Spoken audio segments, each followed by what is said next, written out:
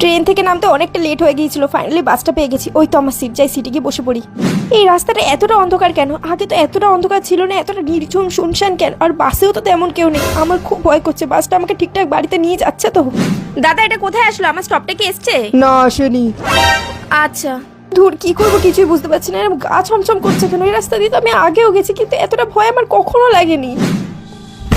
এ বাবা, আমি কোথায় আসলাম? আমি ঘুমিয়ে কেন পড়েছিলাম? আমার ঘুমিয়ে যাওয়া উচিত হয়নি, আমাকে নামতে হবে। ওই তো ড্রাইভারের কাছে একজন দাঁড়িয়ে আছে, তাড়াতাড়ি যাই। দাদা দাঁড়ান, আমার স্টপেজ চলে এসছে। ফাইনালি বাস থেকে নামতে পারলাম। খুব চিন্তা হচ্ছিল, এই তো আমার চেনা রাস্তা। আজকে এতটা গা ছমছম করছিল, আমি কিচ্ছু বুঝতে পারছিলাম না। ভগবান আমাকে বাঁচিয়ে নিয়েছে, যাই তাড়াতাড়ি বাড়ি যাই, নাহলে বাবা মা খুব চিন্তা করবে। মা আমি চলে এসেছি। খেলতি পুরো 2 মাস পর তুই কাজ থেকে বাড়ি ফিরলি, কিন্তু আসতে তো দেরি হলো কেন রে? বাসটা তো লেট করলো না, এই জন্য তো দেরি হয়ে গেল। কিন্তু খেলতি এই 1 মাস হলো এদিকে তো কোনো বাস চলে না রে মা। মানে 1 মাস আগে একটা বড় অ্যাক্সিডেন্ট হয়েছিল, তারপর থেকে এখানে আর বাস চলে না।